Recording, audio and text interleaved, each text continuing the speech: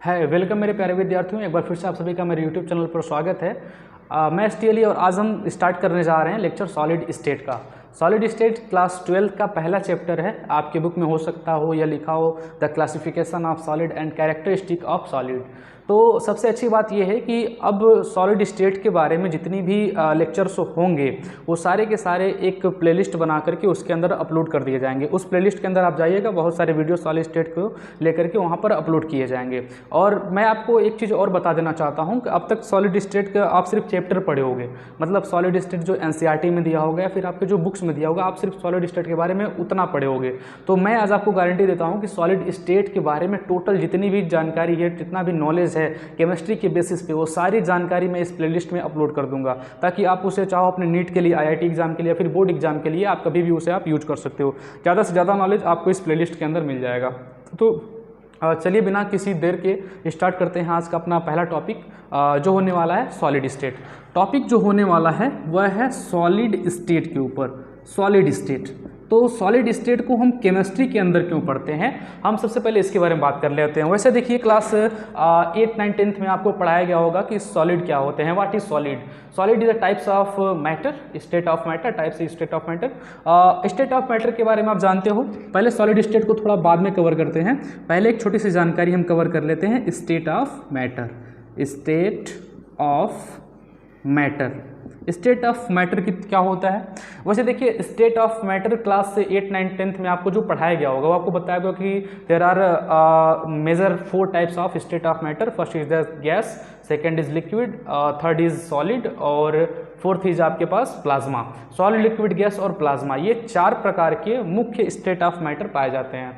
तो यदि मैं आपसे सवाल करूं कि स्टेट ऑफ मैटर क्या होता है, जैसे मैंने तो बता दिया कि सॉलिड है, लिक्विड, गैस, प्लाज्मा, ये सारे के सारे स्टेट ऑफ मैटर हैं।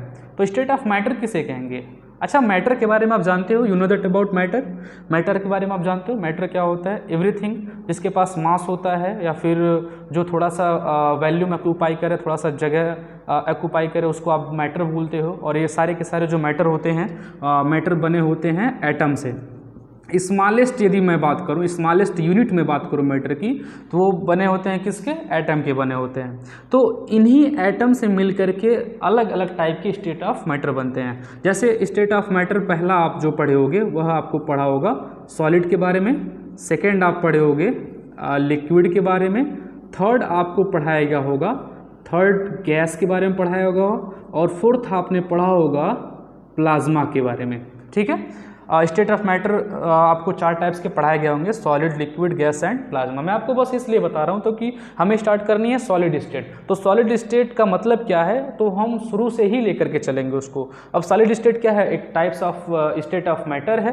तो स्टेट ऑफ मैटर क्या होता है, तो स्टेट ऑफ मैटर के स्टेट ऑफ मैटर को जानने से पहले मैं मैटर को जानना पड़ेगा। तो मैटर क्या होता है, एवरीथिंग जिसके पास थोड़ा सा मास हो और थोड़ा सा जगह वो ऑक्यूपाई करे, उस टाइम क्या बोलते हैं, मैटर बोलते हैं। ये किससे बने होते हैं, तो एटम से बने होते हैं। कितने टाइप्स के मेजर स्टेट ऑफ मैटर है, तो 4 टाइप्स के हैं, solid, liquid, gas and plasma. ये सारे के सारे जो हैं वो डिपेंड करते हैं एटम के अरेंजमेंट के ऊपर। एटम किस हिसाब से अरेंज है, एटम के बीच कितना फोर्स ऑफ अट्रैक्शन लग रहा है, वो डिपेंड करता है कि वो किस टाइप का स्टेट ऑफ मैटर होगा। एग्जांपल में जैसे मान लो, यदि मैं बात करूं, मेरे पास एक स्टेट ऑफ मैटर है जिसके अंदर जो उसके कंस्टिट्यूएंट पार्टिकल्स हैं, या फिर कहा जाए उसके जो अंदर जो पार्टिकल्स हैं, एटम या फिर जो मॉलिक्यूल्स हैं, उनके बीच का डिस्टेंस बहुत कम है। पहला मैं स्टेट ऑफ मैटर आपको बता रहा हूँ। मान लीजिए मेरे पास कोई ऐसा मैटर हो जिसके अंदर के जो एटम्स हैं वो बहुत ही क्लोज्ड पैक्ड हों, एकदम क्लोज्ड पैक्ड, एकदम टाइटली फिक्स्ड बंधे हुए हों, तो ऐसे वाले को हम बोलते हैं सॉलिड। क्या बोलते हैं, सॉलिड बोलते हैं। ध्यान रखें, यानी कि कोई भी ऐसा मैटर जिसके अंदर उसके एटम या फिर मॉलिक्यूल बहुत क्लोज्ड पैक होते हैं, उनके बीच जो इंटर मॉलिक्यूलर फोर्स होता है बहुत हाई होता है, और जो उनके बीच इंटर न्यूक्लियर डिस्टेंस होता है वो बहुत ही कम होता है। अब इंटर मॉलिक्यूलर फोर्स क्या होता है और इंटर मॉलिक्यूलर डिस्टेंस क्या होता है, मैं आगे आपको बताऊंगा। वैसे थोड़ा सा मैं बता दे रहा हूँ, समझिएगा। यदि मान लीजिए मैं आपके पास 2 एटम हैं, या फिर कह दो आपके पास 2 मॉलिक्यूल हैं, तो इनके बीच जो फोर्स काम करेगा जो इनके बीच फोर्स अकर करेगा उसको आप बोलोगे इंटरमॉलिक्यूलर फोर्स। और इनके बीच का जो डिस्टेंस होगा, यानी कि मान लो यहाँ से यहाँ तक का कोई दूरी तो होगा ना, तो यहाँ से यहाँ तक का जो डिस्टेंस होगा उसे आप बोलोगे इंटरमॉलिक्यूलर डिस्टेंस। ठीक है, ये चीज़ें आपको समझ में आई। देखिए, तो सॉलिड वह होता है जिसके अंदर उसके जो पार्टिकल हैं वो बहुत क्लोज्ड पैक होते हैं। सेकेंड, अब मान लो उनकी इसी एटम को मैं थोड़ा दूरी पर अरेंज कर दूँ, इनके एटम को मैं थोड़ा ऐसे दूर दूर अरेंज कर दूँ, तो अब देखो एटम के बीच डिस्टेंस बढ़ गया तो स्टेट ऑफ मैटर चेंज हो गया।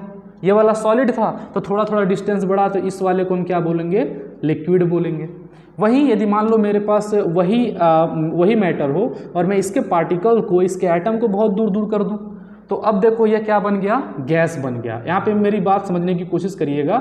मैं ये कह रहा हूँ कि यदि मान लीजिए मेरे पास कोई स्टेट ऑफ मैटर हो, जैसे मान लीजिए मेरे पास स्टेट ऑफ मैटर सॉलिड हो, तो वह डिपेंड करता है कि उसके अंदर एटम किस हिसाब से अरेंज है।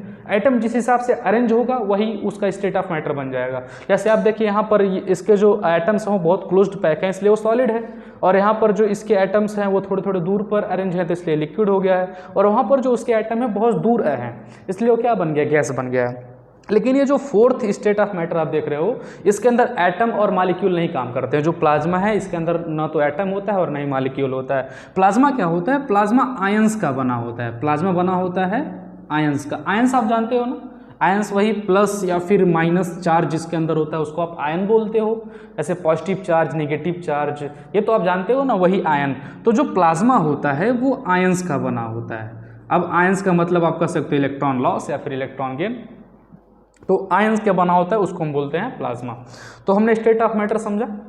स्टेट ऑफ मैटर क्या होता है, स्टेट ऑफ मैटर पदार्थ की अवस्थाएं होती हैं जिसके अंदर उसके जो एटम और जो मॉलिक्यूल होते हैं जिस हिसाब से अरेंज होते हैं उसी अलग अलग टाइप का स्टेट ऑफ मैटर बनता है।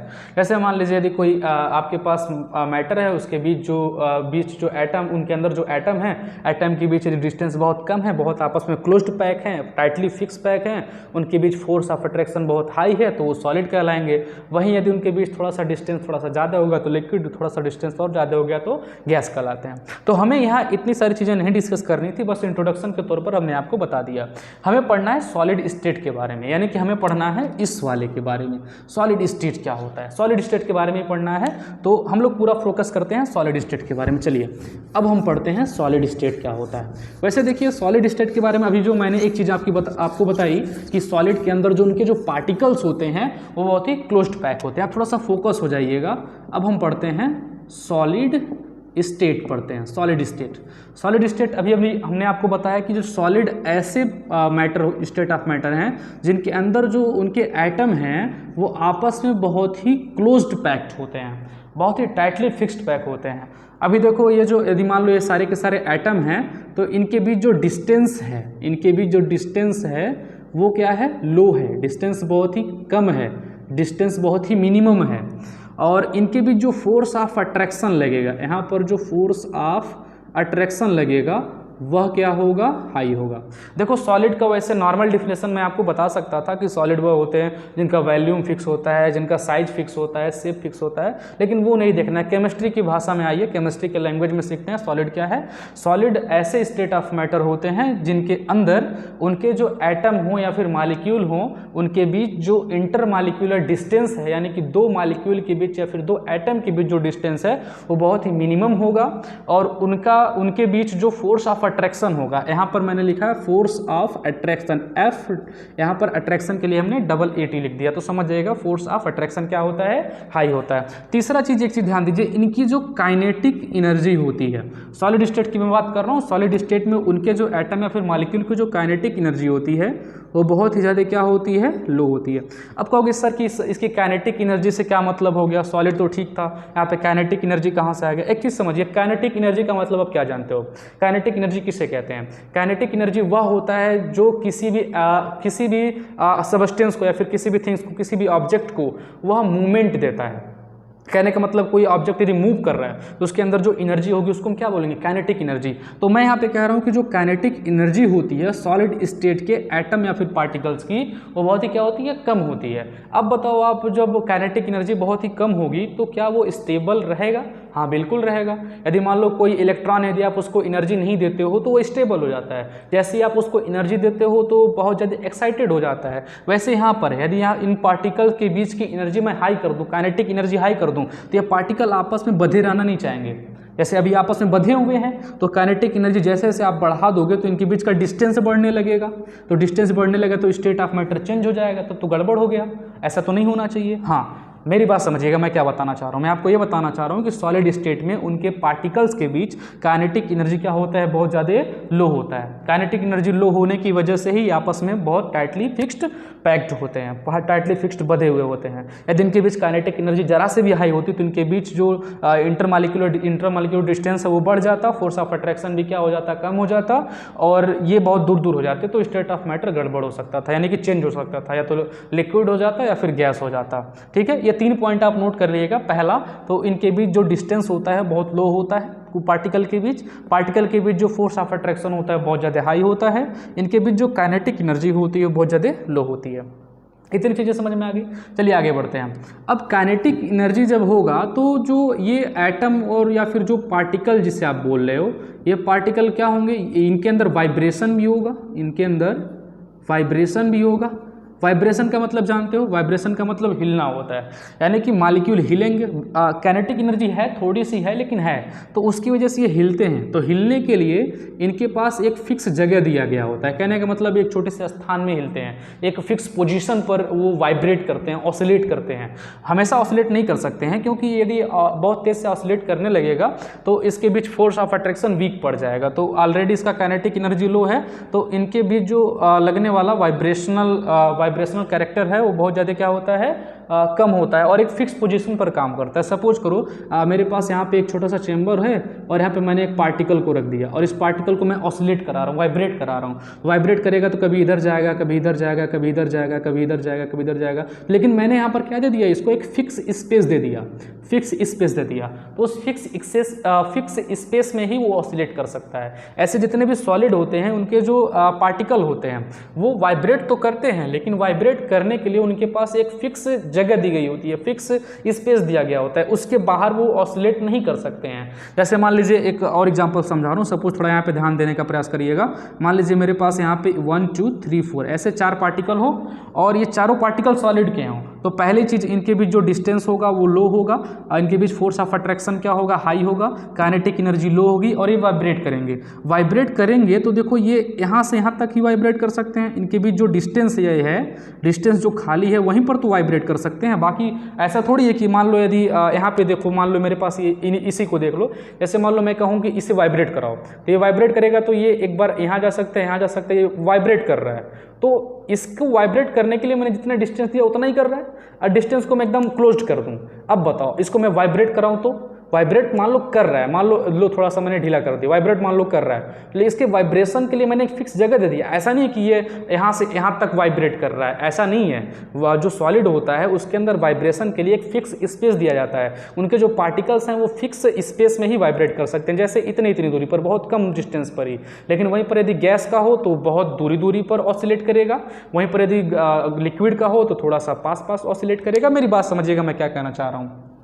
तो क्या आपको इतनी चीज़ समझ में आई सॉलिड के बारे में? सॉलिड के बीच जो डिस्टेंस होता है, इंटर मॉलिक्यूलर डिस्टेंस होता है बहुत ज़्यादा लो होता है, फोर्स ऑफ अट्रैक्शन बहुत ज़्यादा हाई होता है, काइनेटिक एनर्जी बहुत ज़्यादा लो होती है, और उनके बीच जो पार्टिकल का जो वाइब्रेशन होता है, फिर जो ऑसिलेट करते हैं वो एक फिक्स डिस्टेंस में ही ऑसिलेट करते हैं। ठीक है, और अब एक चीज़ और हमें ध्यान देनी पड़ेगी, जो यदि मैं बात करूं सॉलिड की, तो लिक्विड और गैस से सॉलिड कैसे डिफरेंट होता है। देखो एक तो यदि मैं बात करूं लिक्विड, थोड़ा यहाँ पे ध्यान देना, यदि मैं बात कर रहा हूँ लिक्विड की और गैस की, liquid and gas have the property to flow, इनके पास एबिलिटी होती है, क्या दो प्रॉपर्टी या फिर एबिलिटी, इनके पास एबिलिटी होती है फ्लो होने की, तो इसलिए हम बोलते हैं इन्हें फ्लूइड, इन्हें क्या बोलते हैं, फ्लूइड बोलते हैं। इनकी प्रॉपर्टी को हम बोलते हैं फ्लूइडिटी, क्या बोलते हैं, फ्लूइडिटी, इनकी प्रॉपर्टी को हम बोलते हैं फ्लूइडिटी।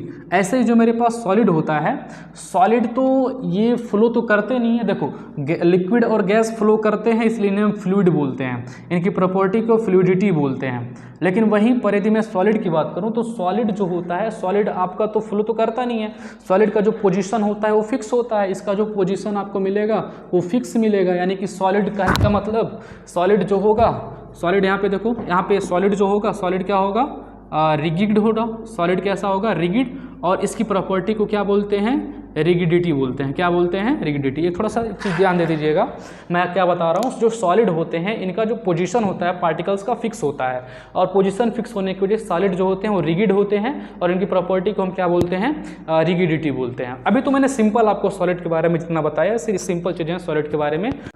चलिए अब देखते हैं कैरेक्टरिस्टिक प्रॉपर्टीज़ ऑफ सॉलिड। अब तक हमने सॉलिड के बारे में जो आपको इंट्रोडक्शन बताया, सिर्फ उससे ही हम सॉलिड को नहीं पहचान सकते हैं, सॉलिड की कुछ न कुछ अपनी कैरेक्टरिस्टिक भी होती है। देखते हैं क्या क्या कैरेक्टरिस्टिक होता है सॉलिड के पास। पहला हम शेप को लेकर कह सकते हैं, सॉलिड का जो शेप होता है, सॉलिड का शेप हमेशा फिक्स होता है, इसका शेप कभी भी चेंज नहीं होता। हमेशा आप कभी कोई भी सॉलिड देख लीजिए, सॉलिड अपने आप कभी खुद का शेप चेंज नहीं कर सकता है। जैसे मान लीजिए अभी मार्कर एग्जाम्पल में ले लीजिए, मेरे पास यदि मार्कर है तो क्या मार्कर अपने आप अपनी साइज चेंज कर सकता है, नहीं करेगा। हमेशा ये अपनी जिस साइज में है उसी साइज में ही रहना पसंद करेगा, अपने आप अपनी साइज नहीं चेंज कर सकता है। चाहे कोई भी चीज़ देख लीजिए, जैसे मान लीजिए आपके पास बाइक है, सपोज करिए बाइक आपका सॉलिड है। अब बाइक यदि देखा जाए इस समय, तो बाइक की कंडीशन में क्या सुबह वो लिक्विड थोड़ी बन जाएगा, बाइक से स्कूटर नहीं बन जाएगा। ये सब कंडीशन यदि आप अप्लाई करो केमिस्ट्री की भाषा में, तो आप पाओगे कि सॉलिड जो है कभी भी अपने शेप चेंज नहीं करते हैं। तो मैं कह सकता हूँ सॉलिड का जो शेप होता है वो क्या होता है, फिक्स होता है, सॉलिड का शेप नहीं बदलता है। वहीं यदि मैं वॉल्यूम को लेकर बात करूं तो वॉल्यूम का मतलब होता है space occupied by any object. कोई भी ऑब्जेक्ट जो जगह ऑक्युपाई करता है, जो जगह जो स्थान घेरता है, उसी को हम वॉल्यूम कहते हैं। सपोज करिए कि मेरे पास यहाँ पे एक यहाँ पे क्यूब है, एक सॉलिड क्यूब है, ठीक है। सॉलिड क्यूब यदि देखा जाए अभी इस फॉर्म में है, यदि इस सॉलिड क्यूब को उठाकर मैं एक बड़े से कंटेनर में रख दूं, सपोज करिए यहाँ पे सॉलिड क्यूब था, इसको उठाया हमने, उठा करके इस कंटेनर के अंदर हमने इसको पुट कर दिया, तो क्या अब इस कंटेनर के अंदर आने के बाद इस क्यूब का साइज चेंज हो जाएगा? अब क्यूब का साइज जब नहीं चेंज होगा तो इसका वॉल्यूम भी क्या होगा, चेंज नहीं होगा। यानी कि कोई भी जो मेरे पास सॉलिड होता है उसका ना तो साइज कभी चेंज होता है और ना ही कभी उसका वॉल्यूम चेंज होता है। वॉल्यूम का मतलब जो स्थान वो टेक कर रहा है, जो स्थान वो जगह स्थान ले रहा है, स्थान घेर रहा है, वही स्थान उसका हमेशा घेरेगा। उसके स्थान घेरने की प्रवृत्ति में कभी भी कोई परिवर्तन देखने को आपको नहीं मिलेगा। यहाँ पर भी क्यूब का वॉल्यूम जितना था उसको किसी पॉट के अंदर डालिए या फिर किसी कहीं पर डालिए, उसका वॉल्यूम जो रहेगा हर जगह क्या रहेगा, सेम रहेगा। अब हम बात करते हैं रिगिडिटी की। अब देखिए रिगिडिटी का मतलब होता है कि कठोरता से, कि सॉलिड कठोर क्यों होते हैं। मैंने आपको एक चीज़ बताई थी कि सॉलिड जो होते हैं, सॉलिड के अंदर उनके जो पार्टिकल्स होते हैं वो बहुत पास अरेंज होते हैं, बहुत पास अरेंज होते हैं। और बहुत पास जब अरेंज होते हैं तो अरेंज होने की वजह से इनके एटम या फिर पार्टिकल के बीच जो डिस्टेंस होता है वो बहुत ज़्यादा कम होता है और फोर्स ऑफ अट्रैक्शन बहुत ज़्यादा हाई होता है। इस वजह से जो सॉलिड है वो बहुत ज़्यादा कठोर होते हैं। यानी कह सकते हो सॉलिड क्या हो जाता है, रिगिड हो जाता है। किसकी वजह से? उनके पार्टिकल बहुत पास हो, एकदम हाईली अट्रैक्टिव फोर्स उनके ऊपर अप्लाई होता है, उसकी वजह से। यानी कि पार्टिकल के बीच जो फोर्स अप्लाई हो रहा है, जो फोर्स ऑफ अट्रैक्शन लग रहा है, उस हाईली अट्रैक्टिव फोर्स की वजह से सॉलिड क्या होते हैं, रिगिड होते हैं। अगला हम बात करें कंप्रेसिबिलिटी की। कंप्रेसिबिलिटी का मतलब होता है किसी भी चीज़ को लेकर के दबा देना। सपोज करो टायर में गैस भरी हुई है, टायर में हवा भरा है आपके साइकिल में, और अब दबा के आप चेक कर रहे हो कितना हवा है। आप हवा को दबा सकते हो, लेकिन क्या आप कभी सॉलिड को दबा सकते हो? आप कभी किसी चीज़ को दबा कर देखिएगा। मैं रबड़ वगैरह की नहीं बात कर रहा हूँ, कोई स्पेशल ऑब्जेक्ट, सपोज करिए ये मेरे पास मार्कर का कैप है, मैं इसको प्रेस करता हूँ। अभी देखिए नॉर्मल एक स्पेशल फोर्स तक तो ये इसके अंदर इसके ऊपर जो इसका स्ट्रक्चर दिख रहा है, कोई इसके अंदर डिफॉर्मेशन नहीं होगा जब तक एक नियमित प्रेशर लगाया जाए, तो कोई डिफॉर्मेशन नहीं होगा। इसका मतलब ये हुआ कि सॉलिड जो है वो नॉन कंप्रेसेबल है। अभी भी मेरी बात को आप नहीं पकड़ पाए तो आप कोई भी एक सॉलिड लो, सपोज करो मेरे पास यहाँ पे मेरी बाइक की है, ये मेरे बाइक का की है, ये वाला जो ऊपर वाला पार्ट है ये सॉलिड है, मेटल है। यदि आप इसको लेके कंप्रेस करो, दबाओ खूब तेज लेकर के प्रेस करो इसको, तो क्या यह अपना साइज चेंज कर देगा? साइज का मतलब इसका जो स्ट्रक्चर भी आप देख रहे हो क्या वो चेंज हो जाएगा? नहीं होगा, यानी कि इसका जो स्ट्रक्चर जो अभी है वो बाद में भी वही रहने वाला है। इसे आप चाह कर भी कंप्रेस करना चाहोगे तो नहीं कंप्रेस कर सकते हो। कंप्रेस का मतलब होता है दबाना।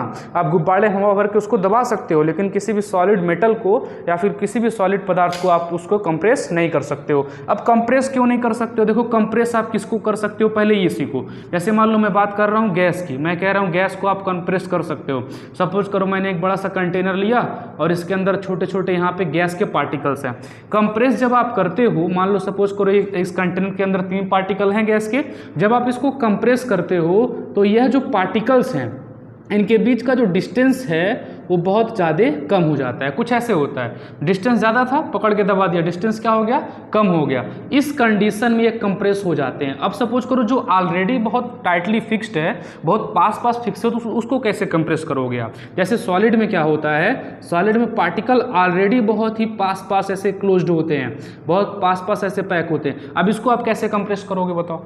मान लो इनके बीच में थोड़ा थोड़ा डिस्टेंस था तो कंप्रेस कर लिया, तो कंप्रेस करने के बाद कंप्रेस हो गया, लेकिन इसको आप कैसे कंप्रेस करोगे? इसको तो नहीं कंप्रेस कर पाओगे, क्योंकि ऑलरेडी पार्टिकल बहुत पास पास क्लोज्ड पैक है, तो इसको आप नहीं कर पाओगे। समझ में आएगा? कंप्रेसिबिलिटी सॉलिड के अंदर क्या होती है, कह सकते हो सॉलिड नॉन कंप्रेसिबल होता है, सॉलिड को आसानी से कंप्रेस नहीं किया जा सकता है। अब हम बात करते हैं डिफ्यूजन प्रॉपर्टी की। अब डिफ्यूजन प्रॉपर्टी का मतलब ये होता है कि उनके जो पार्टिकल हैं वो एक दूसरे को छोड़ करके दूर हटें। अब जैसे मान लो गैस की बात कर लो, सपोज करो कि आपके पास गैस है, गुब्बारे में गैस आपने भरा हुआ है और गुब्बारे के ऊपर का आप कैप खोलो, तुरंत पूरा गैस गुब्बारे में से निकल करके बाहर चला जाएगा। यानी क्या, तो आप कह सकते हो कि गुब्बारे के अंदर का गैस निकल करके क्या हो गया, डिफ्यूज हो गया। डिफ्यूज का मतलब आप समझ सकते हो कि पार्टिकल का यहाँ से टूट टूट करके बाहर निकलना। जैसे मान लो अगर मैं एटम की बात करूँ तो एटम यहाँ से एक एक टूट करके बाहर निकलते हैं, तो इसको आप डिफ्यूजन बोल सकते हो। तो सॉलिड के अंदर डिफ्यूजन होता है क्या, आप खुद सोच कर देखो। जैसे मान लो आप नमक ले लिया, नमक भी सॉलिड होता है, साल्ट। अब नमक लेके एक डिब्बे के अंदर रखा हुआ है, तो क्या नमक अपने आप गायब हो जाता है? अपने आप गायब हो जाने का मतलब ये हो क्या, वो डिफ्यूज हो जाता है। अब कोई लोहा ले लो, आयरन ले लो, आयरन का मान लो आयरन है, आयरन कहीं रखा हुआ है, तो क्या आयरन के अंदर से उसके पार्टिकल अपने आप बाहर निकलने लगते हैं? ऐसा कभी नहीं होगा। कोई भी सॉलिड हो, उसके जो पार्टिकल हैं वो अपने आप उसकी बॉडी को छोड़ करके बाहर नहीं निकलते हैं। इसी प्रॉपर्टी को डिफ्यूजन बोलते हैं। और सॉलिड के अंदर बहुत ही रेयर कंडीशन में ही डिफ्यूजन देखने को मिलता है। मैं तो कह सकता हूँ कि सॉलिड में नहीं के बराबर डिफ्यूजन होता है, डिफ्यूजन सॉलिड के अंदर नहीं होता है। बात करते हैं डेंसिटी की। अब डेंसिटी डिपेंड करता है कि उसके एक स्पेसिफिक स्पेस में कितने पार्टिकल प्रेजेंट हैं। तो सॉलिड देखो ऑलरेडी बहुत ही क्लोज्ड पैक्ड होता है, और क्लोज्ड पैक्ड होता है इसलिए इसकी जो डेंसिटी होती है वो क्या होती है, हाई होती है। डेंसिटी सॉलिड की हाई होती है। इंटरमॉलिक्यूलर फोर्स की बात करें तो इंटरमॉलिक्यूलर फोर्स जो सॉलिड में होता है वो भी क्या होता है, हाई होता है, क्योंकि मैंने भी यहाँ बताया पार्टिकल बहुत क्लोज्ड पैक होते हैं, तो इनके बीच जो लगने वाला इंटरमॉलिक्यूलर फोर्स है वो भी क्या होता है, बहुत ज़्यादा हाई होता है। यानी 2 पार्टिकल को बांध के रखने वाला जो फोर्स होता है वो क्या होता है, हाई होता है। फिर हम बात करेंगे इंटरमॉलिक्यूलर डिस्टेंस की। तो इसका जो इंटरमॉलिक्यूलर डिस्टेंस होता है वो क्या होता है, लो होता है, बहुत ही ज़्यादा लो होता है। आप कह सकते हो वेरी लो होता है, बहुत लो होता है, क्योंकि देखो पार्टिकल के बीच कोई डिस्टेंस दिख ही नहीं रहा है। यहाँ पे तो अभी मैंने ठीक है आपको रिप्रेजेंट करने के लिए बनाया हुआ है, लेकिन एग्जैक्ट पार्टिकल के बीच डिस्टेंस नहीं होता है। सॉलिड में तो 9 के बराबर होता है, क्योंकि यदि डिस्टेंस होता तो आप उसको कंप्रेस कर देते, और सॉलिड तो कंप्रेस होता नहीं। अभी भी हमने सीखा है, इससे क्या पता चलता है कि सॉलिड के अंदर जो उसके इंटरमॉलिक्यूलर डिस्टेंस होते हैं वो बहुत ही कम होते हैं। अब हम बात करते हैं काइनेटिक एनर्जी की। तो मैंने अभी अभी आपको बताया कि जो सॉलिड जो होता है उसकी जो काइनेटिक एनर्जी होती है वो बहुत ज़्यादा क्या होती है, लो होती है।